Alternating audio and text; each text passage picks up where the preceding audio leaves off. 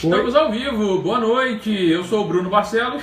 Eu sou o Rafael Ferreira. Esse é mais um Motiva Debate, hoje sobre o tema qualidade e quantidade, o que vale mais. Mas essa semana tem sido uma semana bem cheia pra gente, né? Bastante. A gente teve segunda-feira uma palestra da Motiva na Estácio de Sá de Niterói, com o tema Psicologia é Negócio. É uma pergunta que a gente faz e que a gente leva aí para estudantes, profissionais, pensarem um pouco a profissão, a carreira, como se posicionar, como se realizar na profissão. E hoje voltamos na Semana de Psicologia da Estácio para dar palestras individuais. Eu falei sobre identidade e identificações, né? Quem sou eu no século XXI, as mudanças aí na cultura, a ruptura das tradições e esse mundo que a gente precisa construir e inventar. E o Rafael falou sobre o uso abusivo de drogas e as relações de dependência, que também fez muito sucesso. Eu estava bem nervoso, mas deu tudo certo. Eu falei um pouco sobre como que se desencadeia as relações de dependência partindo do princípio da dinâmica familiar e do desenvolvimento do ser humano, do sujeito, ao longo da vida. Então a gente agradece aí, aproveita essa live aí para agradecer primeiro ao convite, né, a Mariana que nos convidou, a Estácio, a coordenadora lá de psicologia, a todos que nos convidaram e participaram desse encontro hoje. E a gente está aqui hoje para falar sobre qualidade e quantidade, que é uma questão que envolve vários aspectos das relações, né? As relações pessoais, as relações profissionais, a questão de focar no que é prioridade para cada um. Tem algumas pessoas assistindo aqui, a Pamela Lery está dizendo: olá, meninos, de volta ao lar. Estamos, exatamente, essa também é uma outra questão, né? Agora que eu entendi o de volta ao lar. A gente deixou de fazer live aqui, que é a minha casa, por causa de uma obra que teve aqui. A gente precisou migrar para outros espaços, mas agora terminou, graças a Deus, terminou essa obra. E a gente está de volta aqui. Então, muito bem reparado, Pamela. Eunice Beirão, boa noite. Neinha, boa noite. Oi, mãe, boa noite. Marco Antônio também, boa noite. Então, acho que para começar a pensar, eu lembro quando eu era criança, me faziam uma pergunta, faz um tempo, mas é um pouco mais perto que você. Me faziam uma pergunta: o que pesa mais, 1 quilo de algodão ou 1 quilo de chumbo? O mesmo peso, se é 1 quilo. Mas só que é interessante a gente pensar que para muitas pessoas as palavras algodão e chumbo causam uma confusão, principalmente quando a gente é criança e não tem essa noção de peso, né? Tá aprendendo. E aí, quando a gente pensou em falar sobre qualidade e quantidade, eu lembrei disso. Porque esse exemplo envolve a qualidade da substância, né? O chumbo e o algodão, e a quantidade. Sim. A quantidade é a mesma, mas a qualidade não é. O que eu vou precisar para chegar a 1 quilo de algodão é infinitamente superior em quantidade do que o que eu vou precisar para 1 quilo de chumbo. Eu fiquei pensando sobre isso porque muitas vezes a gente ainda se confunde na vida, né? Nossa, hein? O que foi? Bem inteligente. Parabéns, gostei. Boa noite, Ana Caroline, que bom que você chegou. Vanessa Gripe, boa noite. Silvio Brown. Boa noite, gente. Aproveitando também para agradecer ao Silvio Brown, que foi ele quem sugeriu esse tema, a partir de um texto que a gente publicou nas nossas redes. Ele sugeriu que a gente fizesse um Motiva Debate com esse tema. Estamos aqui. Então vocês pedem e a gente tenta realizar. Voltando ao exemplo, só para não me perder, porque tem uma grande chance de eu sumir com as ideias aqui. Quando a gente pensa na qualidade, muitas vezes a gente pensa nas características de alguma coisa, né? E quantidade em volume.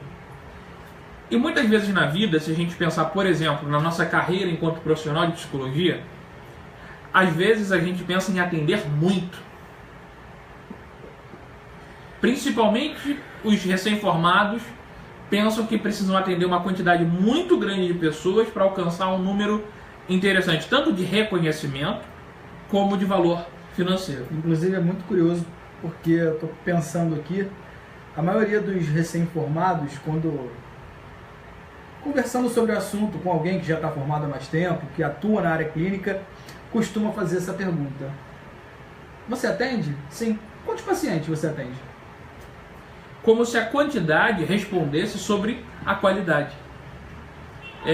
A gente tem amigos que atendem em clínicas de psicologia, através de planos de saúde.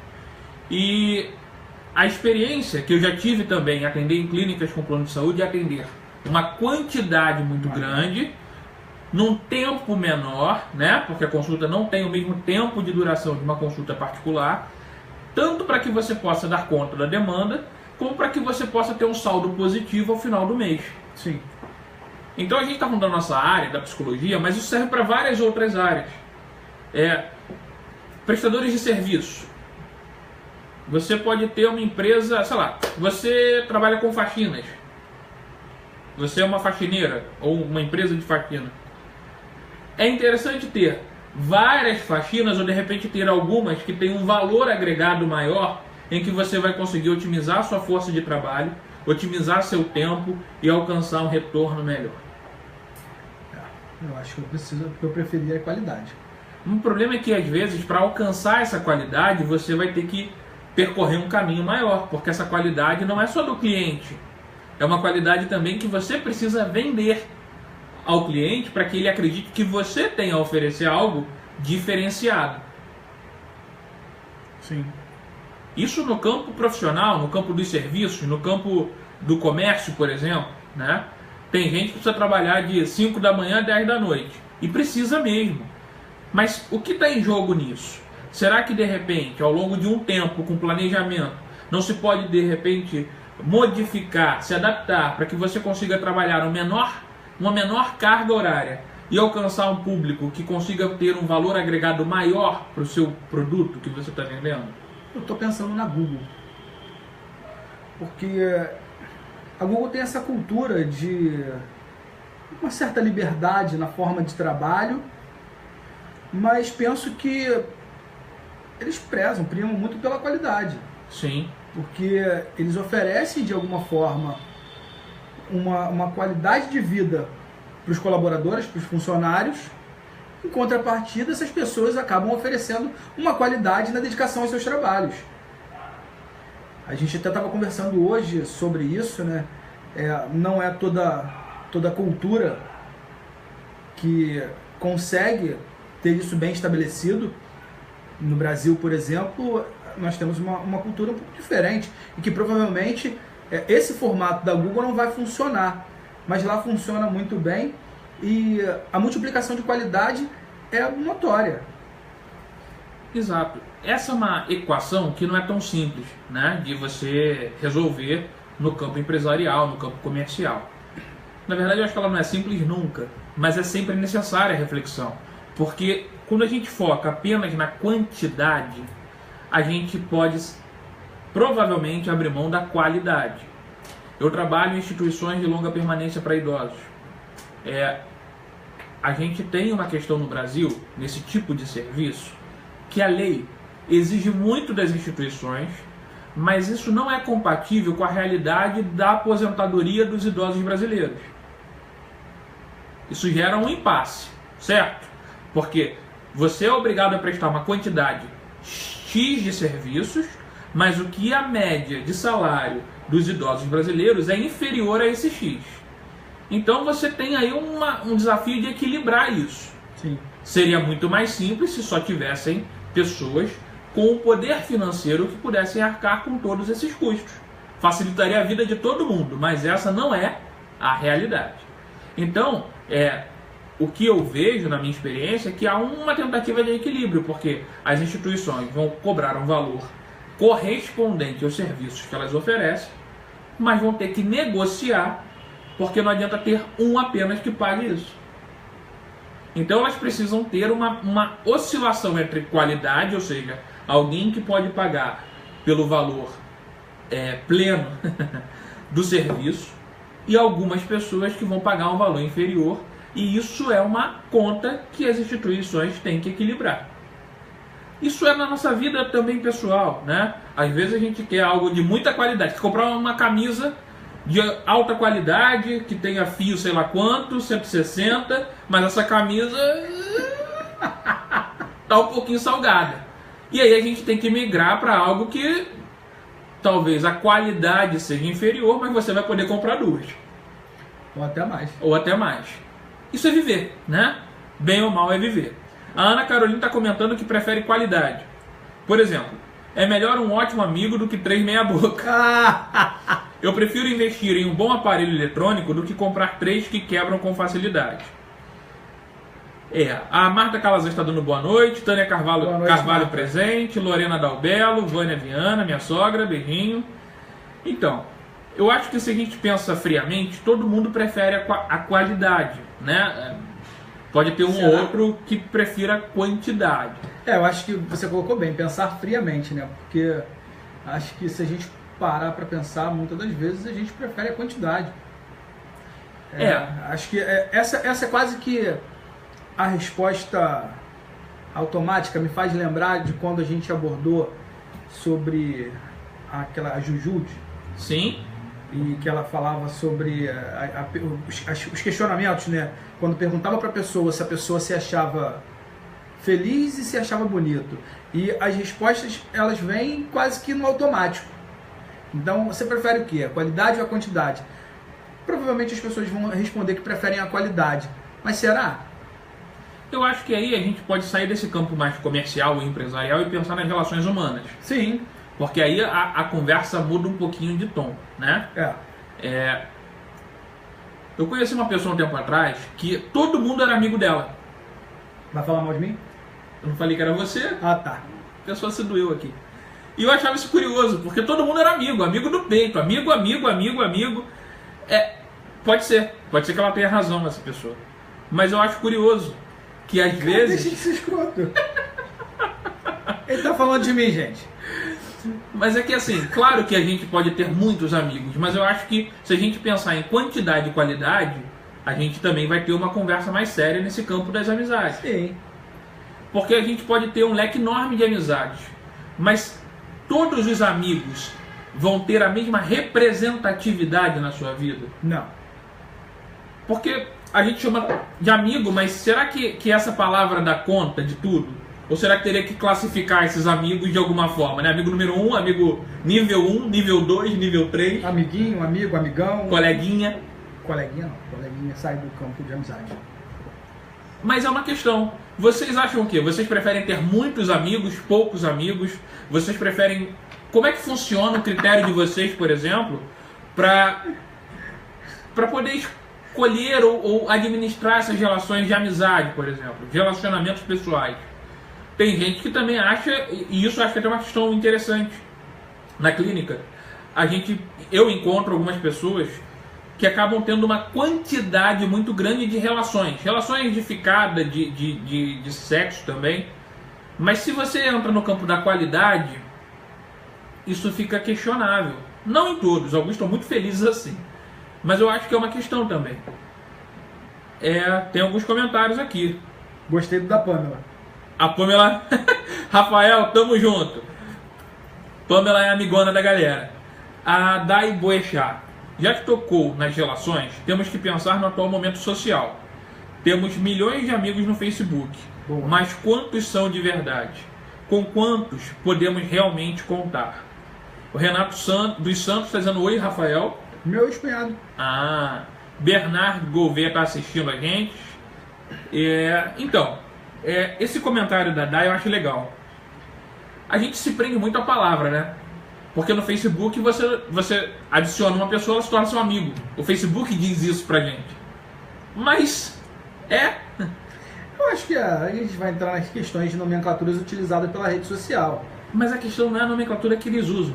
É por que isso tem efeito sobre a gente. É por que as pessoas... Boa pergunta. Acabam às vezes ficando nesse impasse. Mas peraí, o Facebook disse que é meu amigo. E aí, é ou não é? Acho que a gente vai entrar naquelas questões de superficialidade nas relações, no qual a gente já discutiu sobre viver no mundo virtual ou viver no mundo real, Isso tem causado um impacto muito grande na sociedade contemporânea e que, enfim, o que é que você está rindo? Desculpa, gente, mas o Renato dos Santos disse, ex não. Vocês se resolvam aí. Então, a gente vai entrar no campo da superficialidade das relações. E aí, eu vivo no mundo real ou vivo no mundo virtual? Na contemporaneidade, isso se confunde muito. E aí, as redes sociais, elas têm ocupado um papel cada vez maior na vida do sujeito. E aí a gente fica nessa relação aí em cima do muro, tipo, entre o que é real e o que é virtual. Isso se mistura muito, a gente se desencontra. Mas a gente pode voltar um pouco no tempo. Na época de escola, que não tinha, para quem é mais antigo, tá, gente? Sim, a galera aqui dos 30 para cima, que não tinha Facebook, que não tinha Orkut, você tinha um número de pessoas na sua turma. E provavelmente todos eram seus amigos. Mas eram todos seus amigos? Porque eu acho que a gente às vezes se impacta muito pela palavra. Mas se a gente for pensar ao longo da história, a gente sempre teve pequenos grupos ou panelinhas. Mesmo numa turma de faculdade, na turma do trabalho, na escola, a gente vai ter pessoas com uma afinidade muito maior com a gente e pessoas com afinidade menor ou nenhuma afinidade. Seja nas redes, seja na vida, seja onde for. Acho que a questão é, será que é a palavra que define a relação? Não acho. Se mudasse o Facebook, ao invés de falar você e Rafael e Bruno são amigos, fosse Rafael e Bruno são contatinhos, mudava o quê? Ou colegas, ou conhecidos. Acho que quem define isso é o Facebook, as redes sociais ou é a gente? Porque também tem outra história interessante. Você pode achar, ou eu posso achar, que alguém é meu amigo. Mas esse outro pode achar que não, ele não é seu amigo. E aí? Mas aí eu vou lembrar que também abordamos isso aqui, entra na questão de reciprocidade. Vou só ler um comentário então, porque eu acho que tem tudo a ver. A Tânia Carvalho disse aqui: eu opto por ter amigos que sejam capazes de trocar. Não só ouvir, não só falar. Amizade boa é aquela que permite troca, parceria. Prefiro e tenho poucos amigos, antigos amigos. Então, Tânia, dando continuidade ao que o Bruno falou e o que você também escreveu pra gente, eu acho o seguinte: quando a gente está falando sobre e o outro é meu amigo, mas esse outro ele não me coloca no lugar de amigo. Eu penso que para existir uma amizade com qualidade, precisa existir uma coisa chamada reciprocidade. A gente até, quando abordou esse tema aqui, a gente estava falando da relação amorosa, homem, mulher, o homem contra o homem, enfim, relação, namoro, casamento, relação afetiva, nesse sentido, em que muitas das vezes não tem essa reciprocidade. Um ama mais que o outro, ou o outro ama mais ou menos, mas na amizade, uma coisa nos aproxima. Com essa aproximação, se não existe a reciprocidade, a amizade provavelmente não se mantém. Então... eu acho que é isso que define a qualidade. Isso que define não, perdão. Isso é um dos fatores que compõem a qualidade das relações. Porque você pode ter pessoas que você até coloque nesse título de amigos ou de conhecidos, enfim, o nome que você acha melhor. Mas o que vai encaminhar essa relação é a reciprocidade, é lidar tanto com os momentos difíceis, mas também com os momentos de sucesso. Aí que você tem a chance de verificar a qualidade dessa relação, porque quantidade é muito relativo, né? A Marta fez um comentário aqui legal: prefiro ter poucos, mas verdadeiros amigos, do que muitos e ao mesmo tempo estar sozinha em horas difíceis.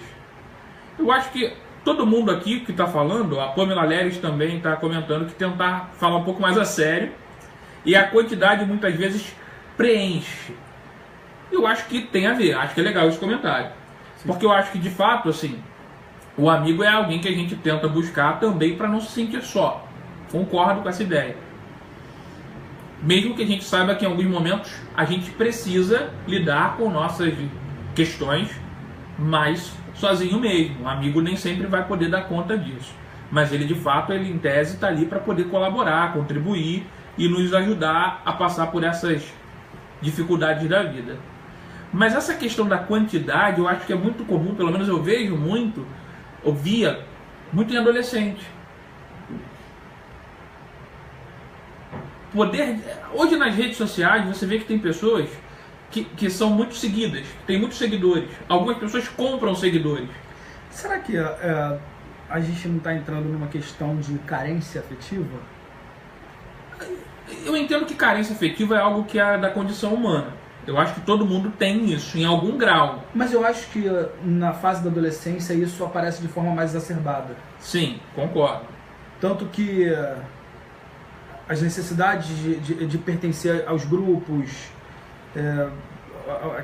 as questões de você se sentir muito sozinho. Então você começa a buscar meios em que você esteja inserido dentro de uma rede, dentro de um ninho, digamos assim. Mas aí eu acho que entra o paradoxo, porque quanto mais você tem amigos nas suas redes, quanto mais você tem seguidores no Instagram, será que isso diminui o vazio ou aumenta o vazio? Porque o que a gente vive hoje, pelo menos assim, em algumas leituras, é uma solidão compartilhada.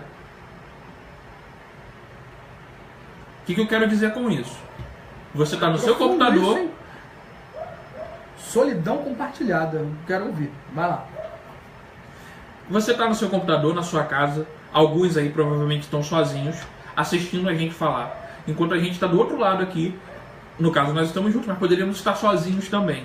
E mesmo que a gente esteja lá postando, como eu já ouvi histórias da pessoa estar, sei lá, em casa no sábado vendo televisão, mas posta uma foto de 1930 no iate, como se fosse no presente. Uma manipulação da realidade, ou da virtualidade no caso, para tentar atrair mais atenção, mais reconhecimento. Mas isso de fato diminui o vazio? Ou talvez até aumente? Estar compartilhando as coisas está fazendo as pessoas se sentirem melhores? Ou na verdade está contribuindo para que elas se sintam piores? Que preenchimento é esse que a Pamela levanta? Até que ponto ele funciona? Qual é a qualidade disso? Porque a quantidade a gente consegue ver, mas o efeito a gente precisa de uma análise, de algum critério para poder apurar. E eu acho que isso tem a ver com o que a minha irmã falou aí. Prefiro ter a qualidade, quantidade não me representa. Muitas pessoas têm várias pessoas ao redor e estão sozinhas na realidade. Eu acho que tem a ver, né, com isso. Muito. A Dai Boechat está comentando, fazendo uma pergunta, né? Vocês não acham que essa carência afetiva também tem a ver com essa superficialidade das relações? Esse termo, para mim, é um termo novo. Ele tem sido abordado dessa forma mais agora, mas assim, essa carência afetiva eu vejo como existente de muito tempo atrás. Então, eu não sei, eu acho que tem a ver sim, mas eu fico meio em dúvida sobre, cronologicamente falando. Se eu for usar minha base teórica, que é a psicanálise, eu vou dizer que ser carente é condição de existência. O grau, a intensidade disso vai variar de pessoa para pessoa, das relações que ela constrói, do quanto ela suporta, do quanto ela não suporta lidar com algumas dificuldades. E aí tem muitas variáveis. Mas eu entendo que é uma condição humana. A gente está sempre buscando. Mas a superficialidade, eu não sei se tem a ver só com isso. Porque sendo isso uma condição humana, ok? Se isso é uma realidade humana, se a gente parte do princípio de que isso é ser humano, por que agora está assim e não antes? Sim. Alguma coisa além disso está contribuindo. E que talvez, na minha leitura, não tem a ver só com a tecnologia ou com essas dinâmicas. Tem a ver com uma nova cultura. Sim. Que isso envolve as tecnologias, envolve as relações poderem ser distantes e próximas ao mesmo tempo, envolve muitos fatores. Mas hoje, inclusive na palestra, eu estava falando sobre pós-modernidade. A gente rompeu com as tradições. A gente não tem mais aqueles parâmetros tão definidos de casamento, de família, do que é ser homem, do que é ser mulher. Tudo isso foi colocado em questão. Portanto, além da carência que é humana, existe essa falta dessa estruturação, dessa linha que diz, olha, você deve ser assim, você deve fazer isso. Agora a questão é o que a gente quer, o que você quer, qual é o tipo de relação que você quer. Você pode dizer não, porque a gente também aprende muito que assim, você não pode magoar seu amiguinho. Eu acho que isso entra numa questão de assertividade. Uhum. Porque isso é cultural no Brasil. A assertividade aqui no Brasil é chamado de egoísmo. Se você for procurar, pesquisar nos países orientais, por exemplo, vocês vão ver que as pessoas elas são mais assertivas e não são vistas como egoístas. Uhum. Se colocar em primeiro lugar é visto como assertividade e não como egoísmo. Mas aqui não. Aqui nós aprendemos que quando a gente se coloca em primeiro lugar, culturalmente, isso é um egoísmo. A gente tem que se colocar para o outro quase que o tempo todo. Quase uma vida de servidão, né? O que acho que dialoga muito com uma cultura até religiosa que a gente tem, né? Sim. Com todo o respeito às religiões, mas assim, essa ideia de fazer sacrifícios em prol do outro, de se doar, que também é legal, que também tem seu valor, que também é importante. Mas eu não acho que seja a única forma de lidar com tudo. Em algum momento, talvez seja importante avaliar o que é importante para cada um, né? Um olhar um pouco mais para dentro. Tem algumas pessoas aqui falando. A Ana Carolina está dizendo que acredita que essas relações aumentam o vazio. A Evelyn Alves... Meu Deus, esqueci que hoje é quarta, cheguei chegando. Que bom que lembrou a tempo. Laís Mendonça, boa noite. Oi, Laís. A Pamela está dizendo que concorda com o que eu estou dizendo, que as pessoas que possuem muitos seguidores, as que procuram por isso, buscam esse preenchimento, experiências de pessoas que buscam a aceitação do externo para se auto-aceitarem. Eu acho interessante, porque a gente até já conversou em algumas situações sobre isso. Aplauso é bom, né? A maioria das pessoas se sentem bem quando são aplaudidas. Mas cada aplauso tem um significado diferente. Você pode estar sendo aplaudido porque você teve uma conquista pessoal. Você pode estar sendo aplaudido porque você contribuiu para a minha reflexão, para o meu crescimento, para o meu entendimento. Você pode estar sendo aplaudido porque você falou algo engraçado e aí você foi inteligente. Um aplauso, um reconhecimento, ele não tem um significado só. Sim. Então ser muito aplaudido não quer dizer que necessariamente esse aplauso te agrade ou tem a ver com a qualidade que você está buscando. Tá confuso? Parece que fiquei confuso. Vamos lá. Alguém dizer que você é muito legal? Cara, você é muito legal. Eu acho isso péssimo. Mas é legal, pô. Você é legal. Qual o problema? Legal pra mim é muito... ok. Entendi. Você quer um elogio maior. Sim. Entendi. Você não está satisfeito com o legal. Não, o legal pra mim é um aplauso que eu dispenso. Ok. Mas por quê? Por que esse aplauso não é da sua qualidade? Eu preciso de mais para ser feliz. Isso a gente sabe. Mas acho que é legal o que você está dizendo no sentido de a gente... Reformulando. É legal o que o Rafael disse, porque faz a gente pensar que nem todo aplauso, nem todo reconhecimento, ele combina com o que a gente busca enquanto existência.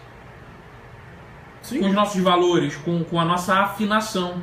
E por isso que a qualidade do aplauso é importante. Ser aplaudido, se você é ator, faz uma peça de teatro, é aplaudido por um monte de gente que é leiga, é um valor. Mas se você for aplaudido por vários atores e críticos de teatro, é outro valor. Sim. Não que um seja melhor do que o outro, mas são valores diferentes. E muitas das vezes você é aplaudido simplesmente porque a peça acabou.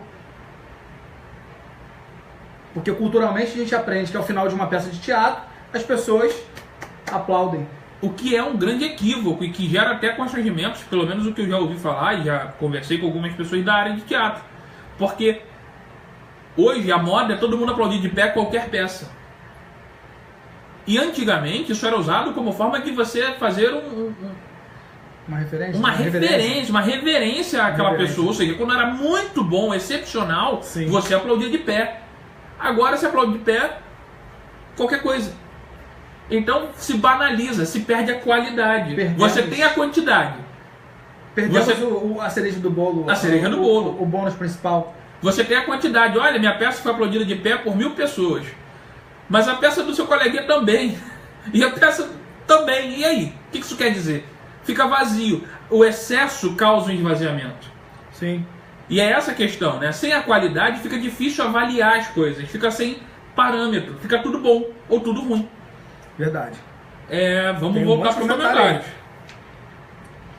Paramos, acho que na Marta, né? Marta Callas. Talvez a nomenclatura do item amigos do Facebook, em grande maioria das vezes, ficaria melhor a palavra conhecidos, porque é assustador se dar conta que temos uma margem de 999 amigos. Gente, e eu vou aproveitar para falar. Se um dia vocês passarem por mim na rua e eu meio que ficar com cara de tacho ou não falar com vocês, é porque pode ser que eu realmente não me liguei, tá? Primeiro que eu sou míope. É sério, já aconteceu uma situação constrangedora comigo, por isso que eu tô falando. Eu sou míope, às vezes eu não vou lembrar quem é a pessoa, porque eu tenho dificuldade com nomes, eu lembro de imagens. Com nomes não, e tem gente que usa umas imagens no Facebook que não tem rosto. Então se um dia acontecer, desculpa aí, mas não é por mal. Mas isso que a Marta tá falando é interessante, né? Eu que uso o Facebook, nós, tanto como algo pessoal, mas também como algo profissional, a gente acaba alcançando às vezes pessoas que a gente encontrou uma vez na vida. Sim. E que talvez a pessoa estava lá, hoje, como a gente deu palestra, a pessoa estava sentada na 10ª fileira, lá no cantinho, e ela nos viu, mas a gente talvez não tenha conseguido prestar tanta atenção nela. E aí, de repente, a gente vai encontrar na rua e não vai lembrar. Então, isso também é curioso. A gente tem hoje pessoas que às vezes nos conhecem, mas às vezes a gente não conhece a pessoa. Sim, se a gente pegar de uns meses para cá, a gente passou pela Veiga de Almeida de Cabo Frio, que é um lugar que a gente foi uma única vez. Maria Tereza? Maria Tereza também, assim, por mais que tenha sido o lugar que a gente se formou, a gente deu palestra para algumas pessoas que a gente talvez não lembre hoje. E essas pessoas adicionaram a gente nas redes aí, e a gente aceita, mas... E isso não tem a ver só com a gente que está fazendo algo profissional, mas quantas pessoas talvez seja seu vizinho, ou te viu numa festa, vai lá e te segue, ou te adiciona, e você não sabe quem é. Porque hoje é isso, o acesso é muito livre na internet. Sim, esse exemplo que a Marta deu, né? 999 amigos em média. Será que desses 999, todo mundo, nós lembramos, fazem parte do nosso convívio? Vai passar totalmente despercebido. Laís Mendonça. Eu vejo também essa questão como uma realização pessoal. Como a pessoa é autêntica consigo mesma. Assim como vocês estão falando, o fato de você poder dizer não quando não tiver afim. Eu guardo essa palavra, autenticidade. A gente é bem chato em ficar repetindo isso nas nossas palestras e algumas vezes. Mas a autenticidade custa caro. Bastante. Porque ser autêntico, às vezes, pode ser lido como ser mal educado, que eu acho que tem a ver com o que o Rafael falou. Sim. Alguém falar, olha, não quero, não tô afim, desculpa, mas não. Eu tive terça-feira, uma paciente me contando de um objeto que ela usou para um trabalho. Outra pessoa falou assim, vou usar, tá? Ela respondeu assim, espontaneamente, não. E a pessoa ficou incomodada com ela. O objeto era dela, ela que levou, a outra achou que tinha o direito de usar, afirmou, vou usar, e ela disse não. E essa pessoa que para mim foi extremamente invasiva, ficou chateada. Então ser autêntico às vezes não é só ser agradável. Às vezes você também vai ser desagradável. Eu vou me permitir dividir uma experiência pessoal com vocês que ocorre frequentemente com a minha mãe. Nos diálogos entre eu e ela. Porque minha mãe ela é uma pessoa que, se depender dela, é sempre 100% para o outro. Ela é muito acolhedora, ela sempre vai querer fazer tudo para o outro. E eu não funciono da mesma forma.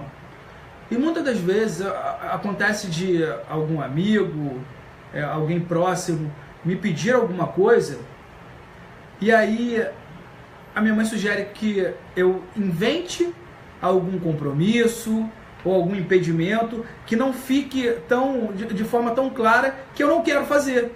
Demorou, e eu falo né? pra ela, não, porque eu não quero, porque eu não tô afim, porque eu acho que eu me colocando em primeiro lugar, eu não tô me sabotando, eu tô colocando as minhas vontades, eu tô sendo assertivo comigo mesmo.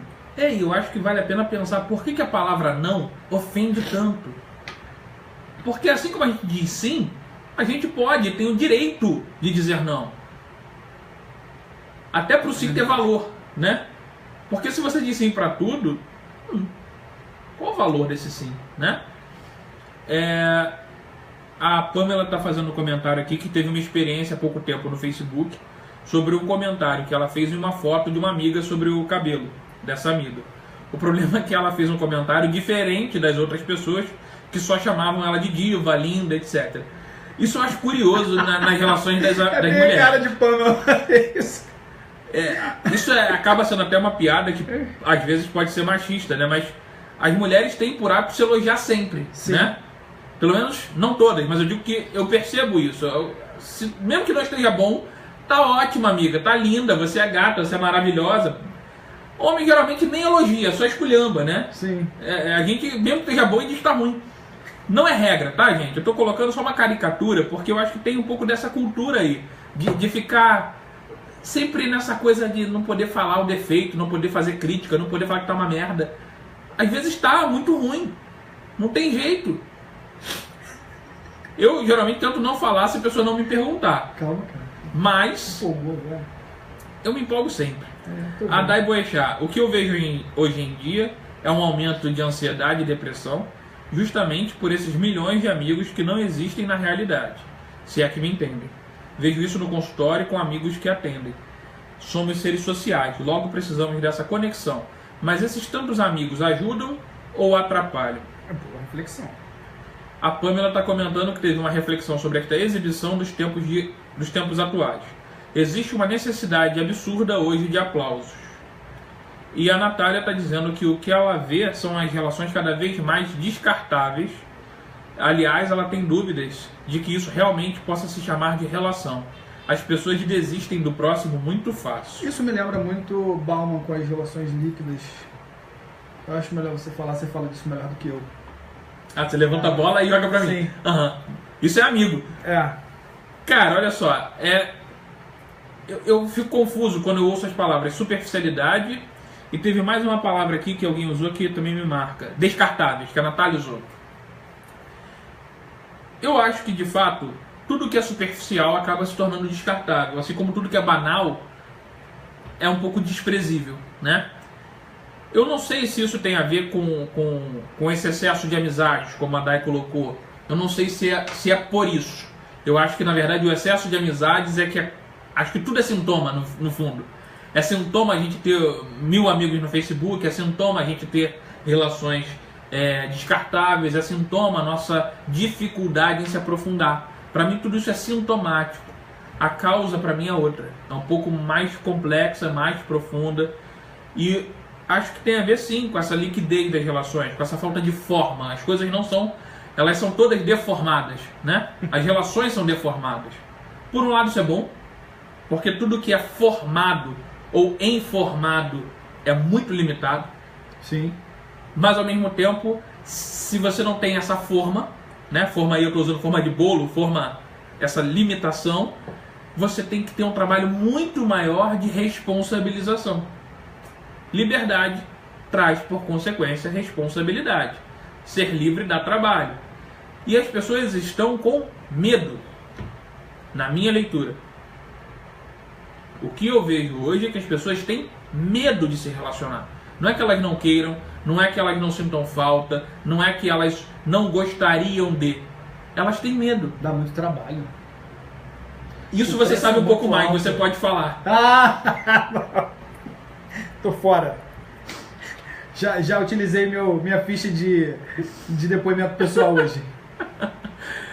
Pra mim é medo. É um medo que vem sendo construído porque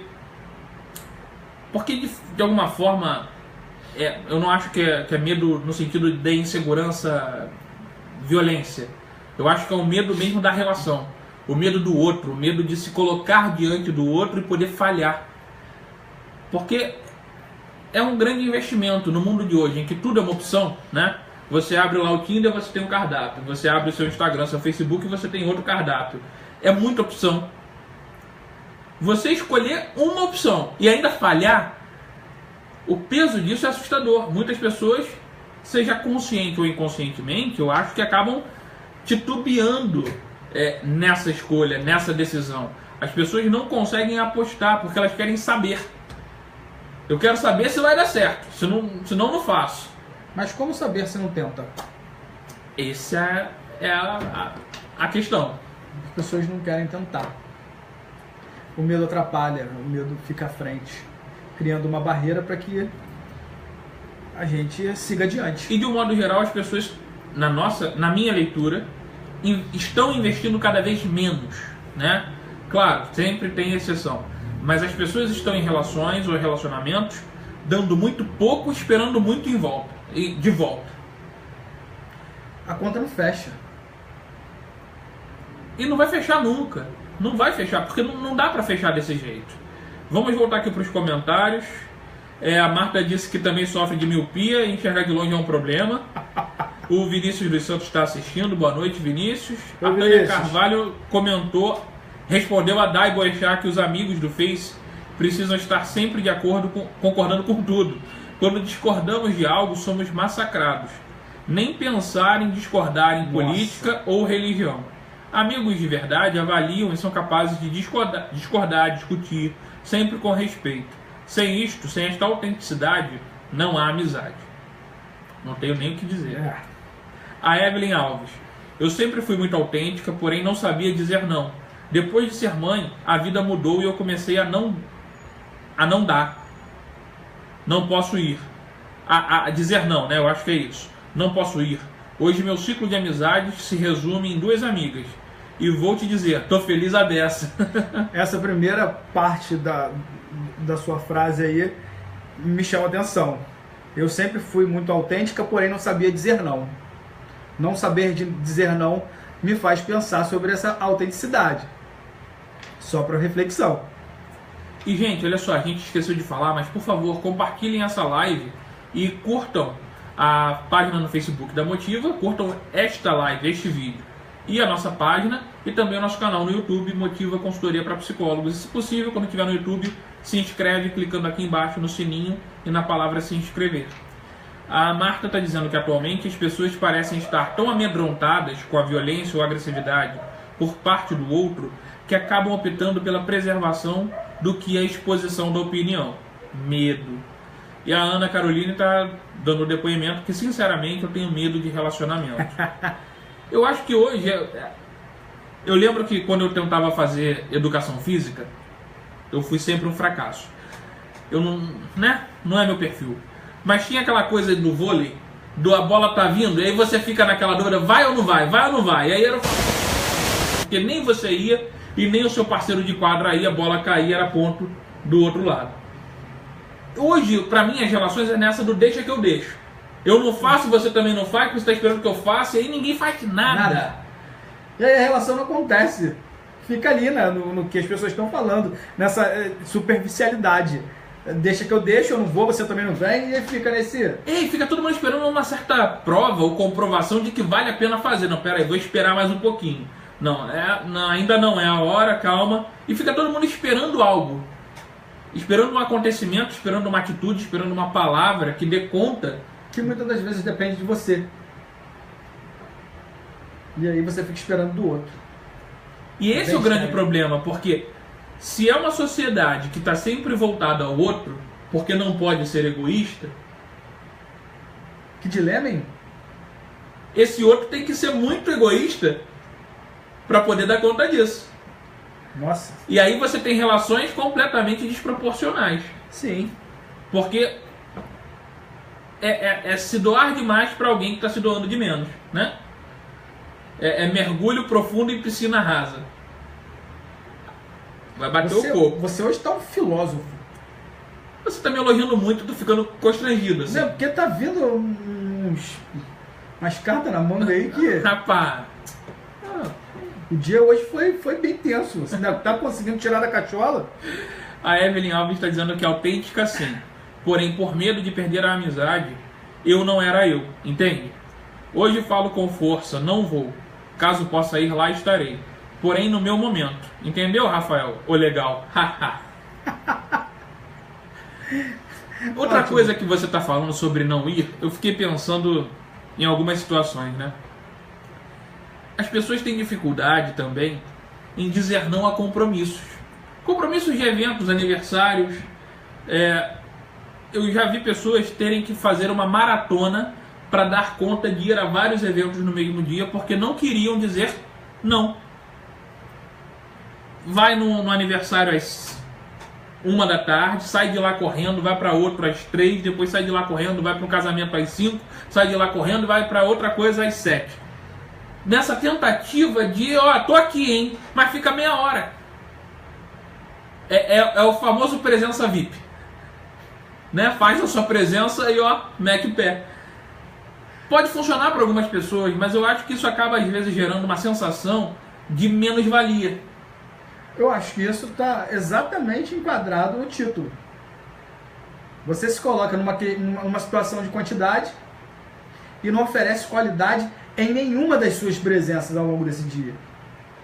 Tem que estar aqui, tem que estar lá, tem que estar lá, e acaba que você não está em lugar nenhum. O corpo vai estar presente, mas e aí? Aquela famosa... Pô, agora que o papo tá bom, você tá indo embora? Exatamente.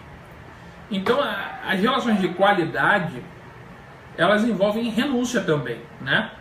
Porque se você só preza a quantidade, eu tenho 10 amigos e por um acaso, esses 10 amigos fazem aniversário no mesmo dia e eu vou ter que ir no aniversário de todos eles.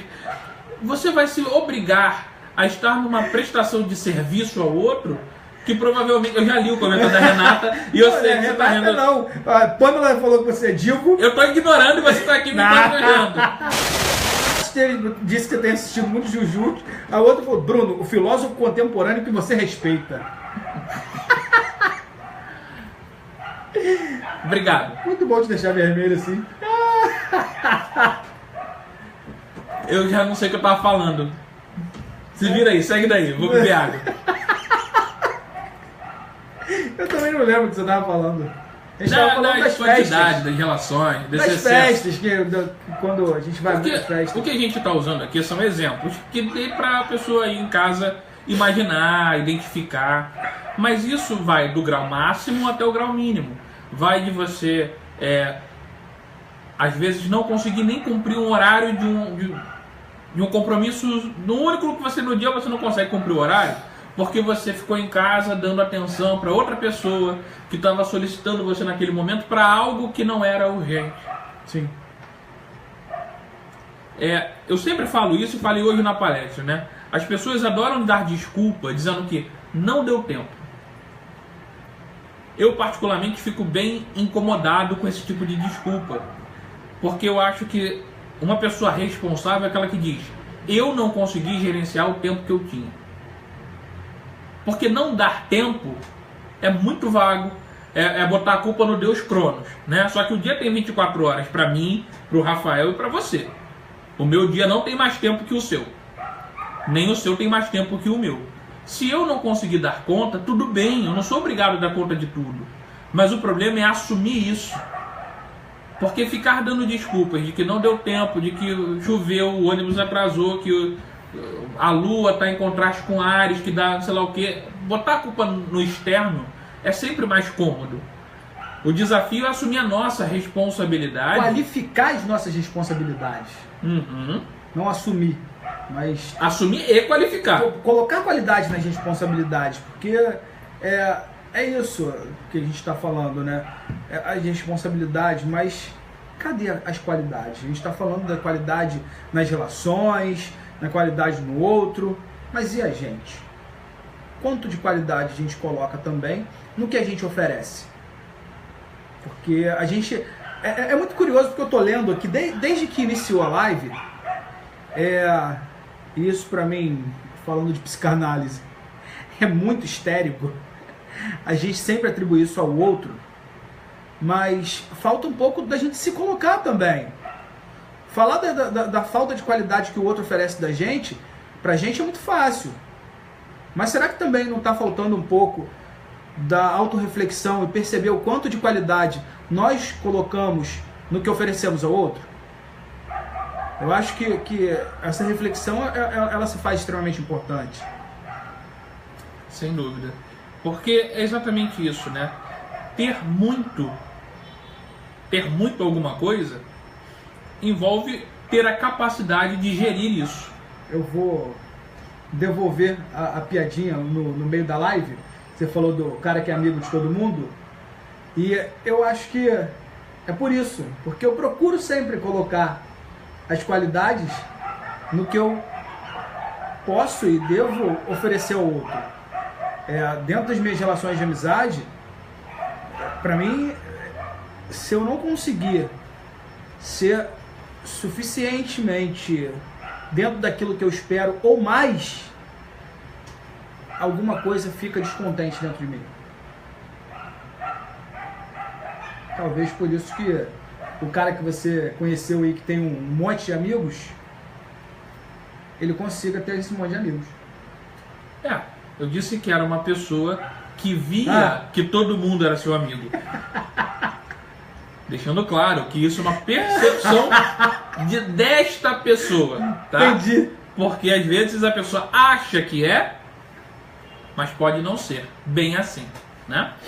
Mas de qualquer forma, acho que é muito legal isso que você está falando, Rafael, de que até para você ter algum tipo de relação, você precisa ter uma concepção do que você tem a oferecer. E muitas vezes a gente entra na relação mais com as expectativas do que com o que a gente tem a oferecer. Isso envolve, por exemplo, o que a gente fala sobre não entrar ou não esperar ser encaixado no sonho dos outros. A gente fala isso porque muitas pessoas, na minha história, antes da Motiva mesmo, eu recebi e-mails em branco pedindo um emprego. Mandava só o currículo para mim. E isso sempre me deixou chocado, porque eu ficava pensando, o que faz alguém acreditar que mandar um e-mail sem nenhum tipo de boa noite, como vai, eu sou fulano de tal, sem nada, só o currículo, mandar apenas o currículo, vai fazer com que ela seja bem recebida. E isso vai para além, vai para pessoas que às vezes querem arrumar um trabalho ou um emprego e vão lá pedindo e não oferecendo algo, não oferecendo o seu diferencial. As pessoas não invertem a ordem, as pessoas chegam com pires na mão, falando, você tem como me arrumar um trabalho? Você tem como me arrumar um emprego? Me ajuda aí. Como se me ajuda aí fosse suficiente para o outro se doar. Porque tem uma expectativa de doação. Ao invés de, olha, eu tenho uma ideia sensacional, acho que você podia me ouvir, que vai te ajudar muito no seu negócio. Eu tenho um projeto aqui muito bacana e acho que combina muito com o que você tem feito no seu trabalho, na sua empresa. É mudar esse foco. O foco é o que você tem a oferecer e não o que o outro tem a te dar. Obrigado pelo elogio. Essa parceria só existe por isso. Porque você chegou com um projeto, com uma proposta. Você me fez te ouvir. Se você chega falando, pô, me arruma alguma coisa, provavelmente a resposta não seria muito educada.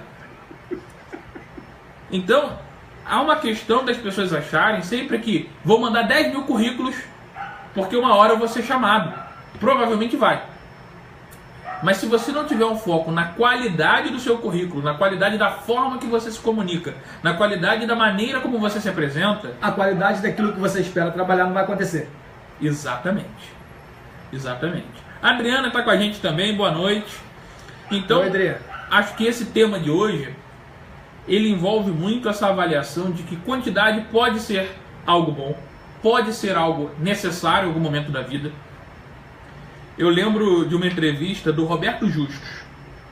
O Roberto Justus, ele ficou famoso pelo programa O Aprendiz na Rede Record, mas ele é um publicitário, empresário de muito sucesso muito antes desse programa. E eu lembro que ele fez o seguinte depoimento numa entrevista, que quando ele era mais jovem, ele acreditava que sucesso era ter a agenda cheia. Está sendo requisitado, não ter hora nem de almoço, está trabalhando, ralando, agenda cheia. Passou um tempo, ele ganhou mais experiência e ele entendeu que o que era um sucesso para ele era a agenda vazia.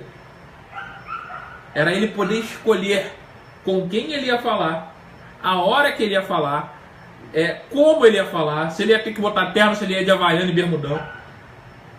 Porque isso é qualidade.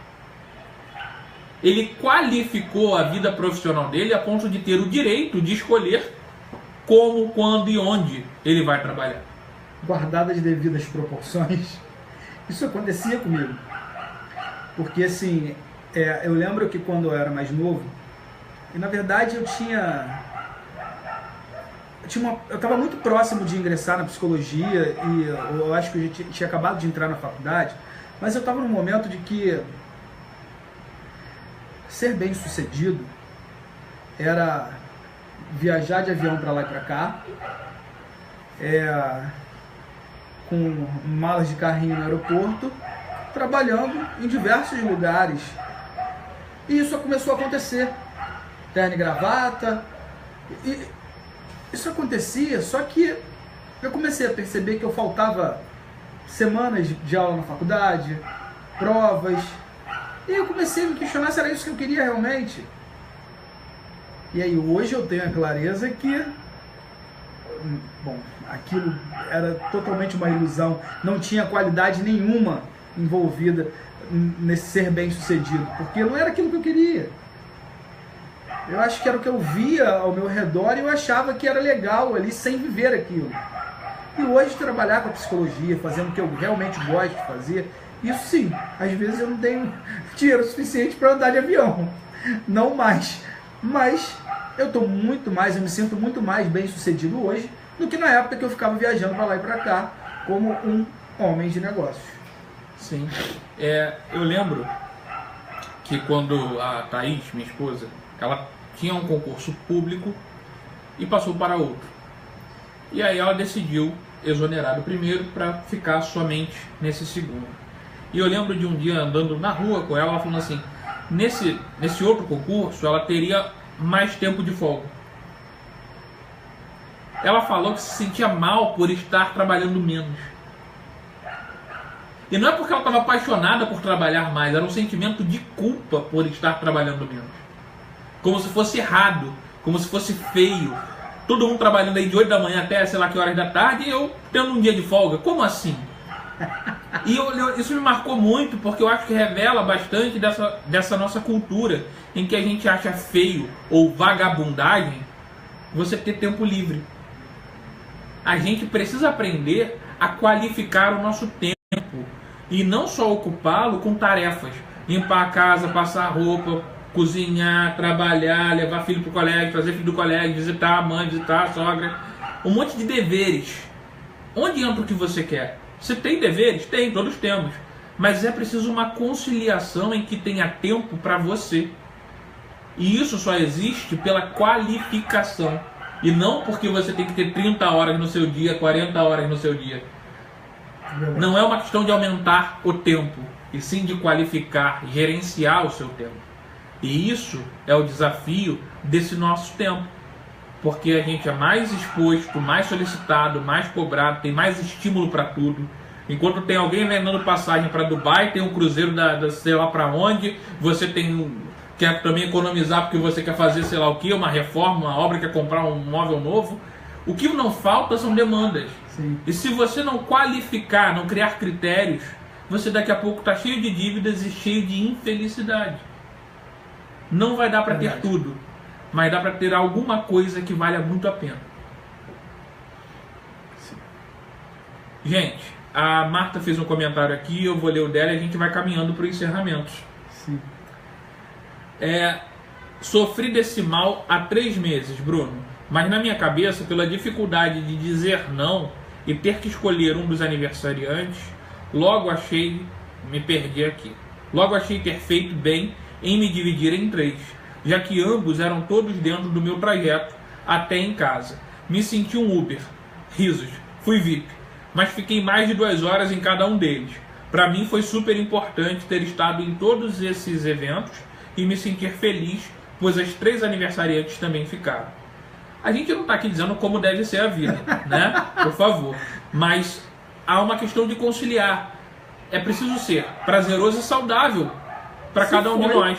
Se for, tá valendo. A Carla Pimenta também está online. A Evelyn Alves está dizendo que entende ela, que está passando por isso. Terminou o técnico e está se sentindo inútil. Entendi ela, talvez entenda a Thaís, né, minha esposa. Como se a vida das pessoas andam, a minha parou. Mas não é isso, né? Não, não é. A gente precisa também reconhecer que tem intervalos entre as coisas, né? A gente avança um pouquinho, para um pouquinho. Você tem falado uma frase ultimamente muito legal, né?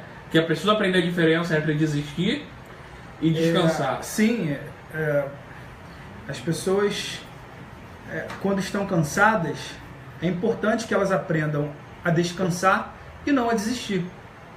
E não a se torturar porque se deram tempo, porque se deram uma pausa, porque se permitiram ficar de pernas para o ar, porque também é legal. E eu posso falar por mim. Eu sempre falo muito com o Rafael. Eu não trabalho com inspiração aleatória. A inspiração não é um santo que bate em mim.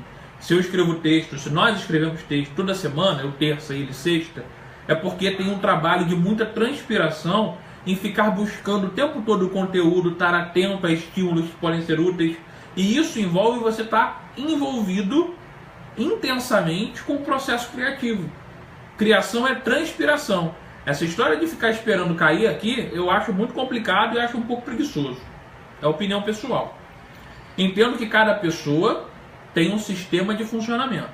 Mas acho que criatividade envolve muito mais esforço do que meramente insight.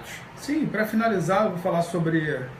A Evelyn me fez lembrar sobre o que eu estava conversando com uma colega esses dias, que parece que a gente tem a necessidade de estar em atividade o tempo todo. E acontece muito com os colegas psicólogos de se formarem e quase que sem esperar ter a necessidade de entrar numa pós-graduação, numa especialização. Eu fico pensando, e a prática? A necessidade culturalmente de que você tenha que buscar seus títulos e estar em atividade, e enfim, as pessoas entram muitas das vezes num ciclo vicioso que elas não param para perceber que o descanso ele também é importante. É lógico que cada um tem a sua forma de lidar com as coisas, mas eu lembro que o meu período acadêmico ele foi muito cansativo para mim, porque eu trabalhava no final de semana, sábado e domingo, eu tinha o meu estágio de segunda a sexta-feira e tinha faculdade à noite. Então eu pensei, quando acabar a faculdade, eu não quero tocar em estudos. Eu preciso do meu tempo de descanso de pelo menos 1 ano. E assim eu fiz.